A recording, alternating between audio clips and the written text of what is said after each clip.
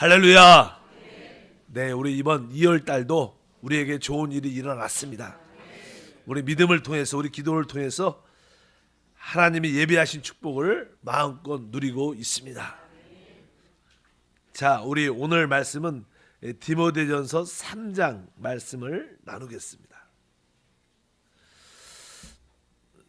디모데전서는 사실 사도 바울이 자기의 영적인 자녀, 아들, 또 동역자, 또 사도로 세운 디모데에게 어떻게 교회를 담당하고 있는, 그 당시에 디모데가 아마 에베소 교회를 담당을 하고 있었습니다. 그래서 다시 한번 사도 바울이 온 마게도냐 여러 지역을 다니면서 다시 한번 에베소 교회를 돌아올 것을 기대했는데, 아마 상황상 여러 가지 현실상 에베소 교회를 방문하지 못할 것 같은 그런 느낌이 실제로 있었고 방문하지 못했습니다. 그래서 디모데에게 그 에베소를 지금 담당하고 있는 사역자로서 어떻게 교회를 치료할 수 있는가, 어떻게 교회를 잘 이끌어갈 수 있는가, 그거에 대한 어떤 가르침의 말씀입니다. 그래서 교회에서는 그 당시 에베소 교회에 다른 가르침을 갖는 많은 사람들이 있었기 때문에 디모데에게 하나님의 경륜을 이루는 가르침, 바로 하나님의 경륜의 핵심은 다른 것이 아니라 바로 하나님의 복음을 통하여, 그리스도의 생명을 통하여 많은 하나님을 얻어내는 것이고, 그 교회를 통해서 하나님의 표현과 사단을 처리하는, 하나님 나라를 이끌어오는 놀라운 간증을 세우는 것입니다. 그런데 거기에 가장 핵심은 바로 그리스도와 교회인데, 그리스도와 교회를 넘어 다른 가르침을 갖는 자들이 많았습니다. 그것은 바로 하나님의 경륜을 이루 못다 많은 변론을 내는 것이다. 그래서 다른 가르침을 갖는 자들에게 엄히 명하고 올바로 가르쳐라. 그러면서 이제 두 번째, 어제 말씀을 드린 것처럼 그 합당한 교회 생활의 핵심은 바로 기도다. 그래서 어떻게 사역자들이 기도를 해야 되고, 또 남자 성도가, 여자 우리 자매들이 어떠한 마음을 갖고 기도를 해야 되는가, 그러면서 그 교회 생활을 통하여 이제 교회에 귀한 일꾼들이 세워져야 되는데, 그래서 3장의 첫 부분은 어떻게 교회에 감독이 세워지는가. 감독은 그 당시 교회를 이렇게 치리하는, 교회를 이끌어가는 많은 목회자의 의미를 의미합니다. 그래서 이 감독에 어떻게 세울 것인가, 뒤에 보면 이제 집사들은 어떻게 세울 것인가, 그런 자세한 이야기가 3장에 기록이 되어 있습니다. 시간이 없어서 그것은 생략하고요. 이제 그 뒷부분에 이제 14절부터 보면 이제 이 교회가 가장 중요한 기능이 무엇인가, 그런 설명을 합니다. 14절에 보면 그런 표현이 있습니다. 내가 속히 내게 가기를 바라나 이것을 내게 쓰는 것은 만일 내가 지체하면 너로 하여금 하나님의 집에서 어떻게 행해야 할지를 알게 하려 함이니, 이 집은 살아계신 하나님의 교회요 진리의 기둥과 터니라. 그러면서 바로 우리 사도 바울이 내가 혹시 그 에베소 교회를 가지 못하게 될 때 네가 그 교회의 인도자로서 어떻게 교회에서 행해야 될 것을 내가 다시 한번 이 글로 너에게 말하겠다. 그래서 보통 우리가 목회 서신이란 그런 표현을 많이 하는데, 여기 보니까 이제 하나님의 집에서 어떻게 행해야 할지를 알게 하려 합니다. 그러면서 바로 이 하나님의 교회가 어떠한 곳인가를 다시 한번 설명합니다. 그러면서 이 집은 살아계신 하나님의 교회요 진리의 기둥과 터다. 그래서 여기서 이제 아주 중요한 세 가지 교회의 기능을 말합니다. 첫 번째는 교회는 하나님의 집입니다. 하나님의 집이라는 것은 하나님의 건속, 가정이라는 뜻입니다. 가족이라는 뜻입니다. 그래서 이 교회는 하나님의 가정이다, 우리가 그렇게 표현하죠. 우리 모두는 하나님의 형제요 자매다. 이 구약 같은 경우에는 이 하나님의 성전과 하나님 백성들과 이게 분리되어 있었어요. 그러나 신약에서는 바로 하나님의 집, 하나님의 집과 하나님의 백성은 하나입니다. 왜냐하면 구원받은 우리 모두가 바로 성령이 거하시는 전이 됐고, 바로 구속받은 우리 모두가 바로 하나님의 집이고 하나님의 가족이고 하나님의 백성인 줄 믿습니다. 그래서 우리는 하나님의 성전일 뿐만 아니라 하나님의 권속, 하나님의 가정이다. 이것은 우리 모두가 하나님의 생명으로 구성된 존재라는 것입니다. 그래서 어찌하든지 교회가 하나님의 가정으로서 하나님의 권속으로서의 그 사명을 감당해야 될 것이다. 바로 하나님이 우리 가운데 또 우리가 하나님과 하나님 그러한 실제의 모습을 교회는 가져야 된다. 그리고 이 생명으로 우리 교회는 하나됨을 지켜야 된다고 여기서 말씀을 하고 있습니다. 그래서 교회가 무엇인가? 교회는 바로 하나님의 가정, 하나님의 집, 하나님의 모든 자녀들의 모임인 줄 믿습니다. 그래서 교회가 그런 기능을 해야 된다. 그러면서 두 번째 이야기는 교회는 바로 진리의 기둥과 터다. 보통 이 기둥은요, 어떠한 기둥은 어떤 집을 이렇게 지지해 주죠. 기둥이 있어야지 이렇게 여기도 기둥이 두 개가 있는데 이 건물을 지지해 주고 터는 바로 이 기둥을 이렇게 잘 받쳐주는 것입니다. 교회라는 것은 바로 다른 것이 아니라 하나님의 진리를 지지해 줄 뿐만 아니라 하나님의 모든 진리를 어떻게 터가 되는 붙잡아주는 그런 곳이다. 그래서 이 교회라는 것은 바로 그리스도와 교회는 바로 모든 진리의 실제가 있는 곳이다. 그래서 교회가 아주 진리로 아주 강하게 무장돼야 되고 진리로 모든 것이 기초가 돼야 된다. 바로 진리는 바로 예수 그리스도이신 줄 믿습니다. 바로 교회는 예수 그리스도가 우리 모든 교회를 지지해 줄 뿐만 아니라 그분이 터가 돼서 흔들림이 없는 곳이 돼야 된다. 이렇게 여기에 말씀을 하고 있습니다. 그래서 우리가 교회의 그러한 개념을 교회는 바로 그리스도와 교회의 모든 것을 지지해 주는 곳이구나. 실제로 그리스도를 체험하고 누리고 바로 그분을 하나 되게 하는 그런 곳이 그런 것을 우리가 알아야 될 것이다. 그래서 여기서 그냥 그렇게 표현합니다. 교회는 하나님의 집일 뿐 아니라 진리와 기둥의 터다. 이렇게 말씀을 하면서 이제 16절에 보면 이런 표현이 있습니다. 크도다 경건의 비밀이여 그렇지 않다 하는 이는 없도다. 그는 육신으로 나타난 바 되시고 이렇게 표현합니다. 그러니까 또 교회는 어떠한 곳이냐? 교회는 큰 하나님의 경건의 비밀이다. 경건이라는 것은요 사실 하나님의 나타남을 말합니다. 이게 하나님이 표현된다는 뜻입니다. 그러니까 교회는 무엇을 표현하느냐? 하나님이 나타나야 된다. 교회는 바로 우리가 이런 표현을 하죠. 우리 교회는 한세교회는 하나님을 표현하고 하나님을 표현한다는 뜻을 이런 단어로 표현하면 경건이라는 단어입니다. 이 교회는 하나님의 경건을 갖고 있어야 되는데 하나님의 표현됨이 있어야 되는데 사실 우리가 하나님을 어떻게 표현할 수 있습니까? 우리는 우리의 생각으로 하나님을 표현할 수 있지 않죠. 우리는 우리의 거듭난 영을 통해서 왜 그 안에 성령이 오셨기 때문에 생명의 그리스도가 오셨기 때문에 우리가 늘 영을 강조하는 이유는 바로 우리 하나님은 지금 성령으로 우리와 함께 하시는 분입니다. 근데 그 성령이 어떻게 표현될 수 있냐? 바로 우리 영 안에서 표현될 수 있기 때문에 우리 속사람이 기도와 말씀으로 강건해지면 바로 우리는 우리 육신 안에서 오늘 뒤에 말씀이 기록되어 있죠. 바로 그는 육신으로 나타난 바 되시고 바로 말씀이셨던 하나님께서 육신을 입으셨을 때 육신 안에 계신 육신을 입으신 예수님을 볼 때 우리는 하나님을 본 겁니다. 예수를 통해서 주 예수를 통해서 우리는 하나님을 봤는데 그 육신 안에서 하나님이 나타날 때 그것을 뭐라 경건이라 그래요. 그래서 바로 이 교회는 하나님의 경건을 표현하는 곳이다. 그것을 우리가 알아야 된다. 그래서 여러분들이 항상 성령으로 충만하고 성령을 따라 살고 성령을 근심하게 하지 말고 성령을 소멸칠 말문을 알려야만 여러분들이 하나님을 나타내는 육신 안에서 여러분 안에서 하나님을 나타날 때마다 교회의 그 기능이 있다. 교회의 기능은 바로 우리 모든 성도들이 하나님의 권속으로 하나님의 자녀로 바로 하나님의 가정으로 그 모습을 가져야 되고 또 진리를 지지해주고 진리의 터가 되는 곳이 돼야 될 것이고 바로 이 교회는 하나님을 나타내는 바로 경건을 표현하는 하나님을 표현하는 곳이 참된 교회의 모습이기 때문에 우리 모든 교회들은 이러한 세 가지 기능을 가져야 될 것이다. 이렇게 이 바울은 디모데에게 교회의 기능에 대해서 이 교회가 이 세 가지를 표현해낼 때 하나님의 가정을 표현해내고 또 진리의 기둥과 터를 표현해내고 또 교회가 육신으로 우리 육신 안에서 하나님을 표현해낼 때 그 교회의 기능이 합당한 것이다.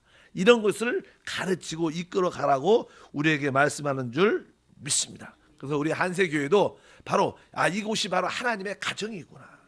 이곳이 바로 하나님의 집이구나. 이것을 우리가 다 생명적으로 느낄 수 있어야 돼요. 이곳이 바로 진리를 우리가 지지해주고 진리의 터가 되는 곳이구나. 세상에 어떤 참된 진리 실제를 가진 곳이 없습니다. 오직 교회 안에서만이 그 진리를 체험하고 누리게 될 줄 믿습니다. 그리고 바로 이 교회는 하나님을 표현하는 곳이다. 세상 사람들이 우리 사람, 인간적인 사람을 보는 것이 아니라 이것은 뭔가 다르다. 이들의 안에 무엇인가 다른 것이 있다. 그러면서 하나님의 거룩함과 의로움과 놀라움이 표현되는 그런 곳이 되어야 될 줄 믿습니다. 그리고 나서 이제 교회 기능을 설명하면서 그냥 사도 바울은 앞으로 후일에 교회가 지금은 이렇게 이러한 모습을 나타내고 있지만 교회가 영적으로 조금은 이렇게 내려감을 체험할 것이다. 그런 표현을 여기다 기록을 하고 있습니다. 그래서 그냥 4장에 오늘은 뭐 우리가 특별 세배니까 4장도 잠깐 보면 4장에 이렇게 표현합니다. 1절 보니까 그러나 성령이 밝히 말씀하시길 후일에 어떤 사람들이 믿음에서 떠나 미혹의 영과 귀신의 가르침을 따르리라 하셨으니 이제 바울 안에 항상 성령이 계시고 영 안에서 성령을 따라 하나님의 말씀하심을 늘 느꼈습니다. 신앙생활에서 그건 되게 중요합니다. 우리가 문자적으로 하나님 말씀을 깨닫는 것도 되게 중요하지만 실제로 살아있는 말씀이신 그리스도가 우리 안에 계시기 때문에 우리 안에 있는 생명의 법에 어떤 말씀하심, 어떤 내적인 느낌과 기름 부음을 조금이라도 여러분들이 느끼셔야 돼요. 사실 우리가 어떤 가르침을 통해서 사람을 변화시키지 못합니다. 저도 여러분에게 하나님 말씀을 많이 가르치고 또 선포하지만 사실은 결국 그 말씀을 통해서 여러분 안에 계신 성령을 체험해야 돼요. 그분이 우리를 변화시킬 수 있고 그분만이 우리를 새롭게 할 수 있어요. 어떤 지식이 우리를 변화시키지 않습니다. 그래서 여러분들이 실제로 우리 자녀들이 우리 자신이 변화된 것은 바로 여러분이 내적으로 하나님을 만났기 때문에 하나님의 느낌을 가졌기 때문에 여러분들이 달라집니다. 그때부터 사람은 달라지게 돼 있어요. 바로 그것이 바로 우리 안에 기록된 생명의 법입니다. 근데 바울 안에 이 영 안에 바로 하나님의 성령이 늘 어떤 인도가 있어. 그때 그가 이 글을 쓸 때 마음에 감동이 있죠. 바로 성령이 말씀하시기 이렇게 표현하는 거예요. 밖에서 하늘에서 어떤 소리가 들린다. 그것은 구약적인 이야기고 신약은 그런 시대가 아닙니다. 바로 여러분 안에 주님이 와 계시기 때문에 성령의 기쁜 생명의 법을 따라 말씀하시는 그 음성을 듣고 그 기름 부음을 순종하기를 축복합니다. 그래서 이렇게 그러나 성령이 밝히 말씀하시기를 후일에 어떤 사람들이 믿음에서 떠나 이렇게 믿음에서 떠난다. 여기서 믿음에서 떠난다는 주된 핵심적인 얘기는 하나님의 경륜을 이루는 그리스도와 교회의 말씀에서 떠난다는 거예요. 우리는 다른 걸 붙잡아서는 안 된다는 거예요. 우리의 교회의 최고 신앙의 하나님 경륜의 핵심이 무엇인가? 오직 그리스도와 그분의 몸된 교회다. 바로 교회는 바로 하나님을 표현하고 사단을 처리하는 곳입니다. 그 일을 위하여 우리 모두가 하나 되고 하나님의 생명과 성령으로 충만해야 된다. 그러면서 이 하나님의 나라를 교회를 확장시켜 나가고 교회를 세워나가는 그 사명을 감당해야 돼. 이런 일 말고 다른 거에 관심을 갖는 것이 합당치 않다는 거예요. 그러면서 뒤에 말씀 사람들이 믿음에서 떠난다는 그런 믿음을 의미하고요. 또 미혹의 영과 귀신의 가르침을 따르리라 하였다. 한번 따라할까? 미혹의 영, 귀신의 가르침. 여기서 두 가지 악한 영이 있죠. 하나는 이렇게 알다시피 사단이 하나님을 배역했을 때, 거역했을 때 그를 추종하는 존재가 둘이 있었는데 하나는 바로 그의 천사들. 천사의 3분의 1도 같이 그 사단의 배역에 동참했는데 그래서 그들은 공중의 악한 영들입니다. 그들은 속이는 영이고 다른 말로 미혹의 영입니다. 그래서 항상 이 공중 우리 배우 위에는 뭐가 있어요? 바로 속이는 영. 여기 그 악한 미혹의 영이 항상 있어요. 그들은 항상 우리를 속이고 미혹합니다. 우리가 그 악한 천사들에 대해서 타락한 천사들에 대해서 그런 속임과 미혹을 받게 되면 귀신이 우리한테 딱 붙어요. 그래서 여기 두 번째는 귀신의 가르침이 있습니다. 귀신은 공중에 여기서 미혹의 영, 속이는 영은 이 공중에서 역사하지만 이 귀신은 이 땅에서 사람들에게 붙어서 역사해요. 또 귀신은 사람 안에 들어오죠. 우리의 생각 안에 우리 육신 안에 붙어갖고 자기의 저주받은 증상들을 우리에게 나타난다고 표현을 많이 하는데 여기 보면 바로 귀신의 가르침을 따를 것이다. 우리가 그것을 분명히 알아야 됩니다. 이 두 가지 악한 영을 우리가 강하게 대적해야 된다. 왜냐하면 우리가 하나님의 경륜 그리스도와 교회를 분명히 알아야 되지만 또 소극적으로 우리는 우리를 실패케 하는 미혹의 영, 속이는 영, 바로 이 귀신의 가르침을 따르지 않는 믿음의 삶이 돼야 될 줄 믿습니다. 그런데 여기 특별히 미혹의 영과 귀신의 가르침은 2절에 보면 그렇게 표현했죠. 자기의 양심이 화인을 맞아서 외식함으로 거짓말하는 자들이라 이렇게 표현을 합니다. 그러니까 신앙에서 우리 양심의 기능이 되게 중요하죠. 지난번에도 믿음과 선한 양심을 가져라. 만약에 이 믿음과 선한 양심을 갖지 않으면 우리의 믿음의 배가 파손한다는 거예요. 항상 우리가 착하고 선하고 그렇게 정죄함이 없는 꺼리낌이 없는 그런 양심을 갖는 게 우리 신앙에서 아주 중요한데 이 양심의 화인을 맞으면 양심이 무디어져요. 그래서 이제 감각이 없어지는 겁니다. 뭐 화인은요 옛날에 뭐 이렇게 말이나 소들한테 이렇게 불도장이라 그렇게 딱 찍습니다. 표시가 나죠. 이게 찍히면 나는 그 살과 이게 피부에 껍질에 이렇게 인이 딱 벗기면서 그게 타고 열로 찢어지니까 아주 감각이 상실돼서 아프지도 않아. 우리가 종종도 그런 상처를 받는 사람 화상 입으면요 살이 이렇게 불에 타갖고 상처가 이렇게 살도 이렇게 남아있지만 마무리돼도 그거 만지면 감각도 별로 없는 것 같아요. 그러니까 여기 보니까 양심에 바로 화인을 맞았다. 양심에 느낌이 없는 거예요. 그래서 거짓말을 해도 감각이 없어요. 진짜처럼 거짓말을 해요. 몇 번 하다 보면 그게 사실인 것처럼. 그래서 여기서 그렇게 표현을 하는 거예요. 그러니까 자기 양심이 화인을 맞아서 외식함으로 거짓말하는 자더라. 그래서 보통 우리가 그냥 처음에 그냥 교회 오면 모든 사람들이 다 천사 같다고 느끼는데 그래서 좀 이렇게 착한 마음으로 교회로 왔다가 신앙생활을 막 하다 보면 시험 드는 사람들이 많아요. 이 어떤 진짜 우리 크리스찬도 그래서 우리가 처음에 믿는 사람들은 이렇게 누가 이렇게 서로 이렇게 집사든 이렇게 성도든 간에 서로 대화 가운데 말을 하면 우리는 내가 그냥 착한 마음을 갖고 있고 그냥 새롭게 거듭난 그런 믿음을 갖고 있으니까 남들이 말하면 다 어떻게 해요? 믿어요. 다 믿어줘. 그래갖고 그냥 다 말 듣는 믿어줬는데 나중에 보니까 속이고 거짓말한 자. 그래서 그냥 상처받죠. 와 어떻게 예수 믿는 사람이 거짓말을 할 수가 있어. 그래서 시험 드는 사람이 많습니다. 실제로 여러분도 다 그런 체험했어요. 그래서 종종 이 사기꾼들이 교회에 살짝 들어와갖고요. 왜 예수 믿는 사람들은 잘 믿거든. 그냥 우리가 그냥 잘 믿는 잘 들어와갖고 사기하고 나중에 사기쳐갖고 도망가는 사람 종종 있어갖고 그런 사건들 몇 번 있었죠. 그러니까 그런 교회 안에도 거짓말을 하는 사람이 있다는 거예요. 이런 사람들은 양심의 화해를 맞아서 그것에 대한 부끄러움과 죄의식이 없어요. 여러분들은 너무 예수를 믿는 사람을 믿지 말라는 뜻이 아니라 거짓말할 수 있는 사람이 있다는 것을 인정을 해야 돼요. 목사도 거짓말하는 목사도 많습니다. 뭐 거짓말 전혀 안 할 수는 없겠지만 실제로 사기꾼 같은 목사도 많아요. 그러니까 말은 진짜 잘하는데 사실 목적이 다른 데가 있는 사람도 얼마나 많은 것을 우리가 기억해야 될 것이다. 여기 보니까 그런 자기 양심이 화인받아서 외식하고 거짓말하는 자다. 이런 자들은 다 뭐예요? 아까 그 속이는 영, 미혹의 영에 붙잡혔고 바로 귀신의 가르침에 붙잡혔기 때문에 그렇게 거짓말로 많은 것을 가르치는 자들이 있을 것이다. 그러면서 그 내용이 무엇이냐? 그러면서 3절에 말하죠. 혼인을 금하고 어떤 음식을 먹지 말라고 할 터이나 음식은 하나님이 지으신 바니 믿는 자들과 진리를 아는 자들이 감사함으로 받을 것이니라. 그러면서 이 마지막 때는 또 그런 요소가 많다. 혼인, 결혼을 금한다. 실제로 하나님이 우리에게 인류의 어떤 번영을 주셨고 생존을 주셨습니다. 왜? 이 땅에 우리는 살아야 돼요.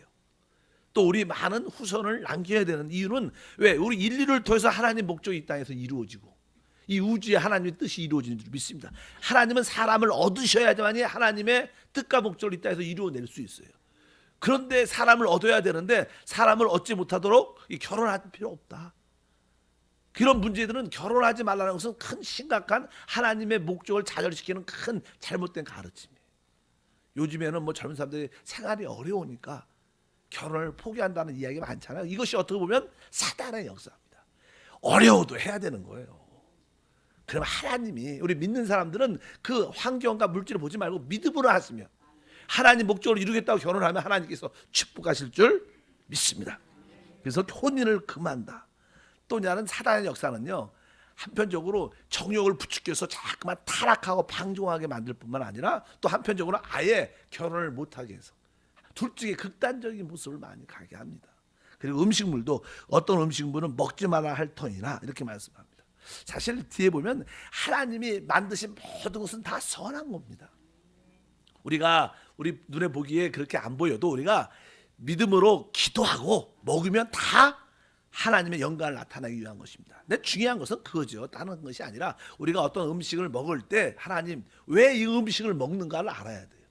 하나님 이 음식을 다른 게 아니라 맛있고 뭐가 날 위해서가 먹는 게 아니라 미식가로서 먹는 게 아니라 하나님 나는 이 음식을 먹는 이유가 하나님의 뜻과 목적을 이루기 위해서 먹습니다. 하나님 이 음식을 축복해 주시옵소서. 물 한 잔을 마셔도 하나님 나는 하나님의 영광을 위해서. 우리가 보통 그냥 식사기도 하잖아요. 그냥 식사기도가 한국의 우리 나라의 보편화가 기독교의 보편화가 되기 때문에 안 하면 이상하고 그럴 때가 많아요. 근데 뭐 식사기도를 그렇게 형식으로 하는 게 아니라 진짜 하나님 내가 이 음식을 통해서 하나님의 영광을 위하여 하나님 목적을 위해서 기쁨으로 이 물 한 컵도 마시고 음식도 마시고 이런 마음으로 기도하는 마음으로 먹으면 그것이 다 우리에게 유익이 된다는 거예요. 여러분들이 그런 마음을 갖기를 바랍니다. 그래서 믿는 자들이나 3절에 진리를 아는 자들이 감사함으로 받을 것이니라. 그러면서 4절과 5절에 보니까 하나님께서 지으신 모든 것이 선함에 감사함으로 받으면 버릴 것이 없나니 하나님의 말씀과 기도로 거룩하여 짐이라. 이 말씀은 다른 뜻이 아니라 우리가 모든 음식조차도 또 모든 것들조차도 나의 이 먹고 마시고 행하는 모든 것이 하나님의 목적을 위해서 내가 이것을 기쁨으로 받아들입니다. 이렇게 중재하면서 기도한다면 하나님의 영광을 드러낼 수 있다. 그래서 우리가 이 먹는 것과 또 결혼을 금하는 이러한 잘못된 교리를 우리가 벗어나야 된다. 아시아 같은 데 성교 가면요, 알다시피 이상한 음식을 많이 줘요. 막 거북이 음식 이런 거, 뭐 뱀 몸에 좋다고 그래갖고 또 뭐 개구리 이런 것들도 많이 주는데, 그럼 우리 대부분 목사들이 아유 우리 안 먹습니다. 어떻게 보면 믿음으로 기도하고 먹어도 나쁘지 않다.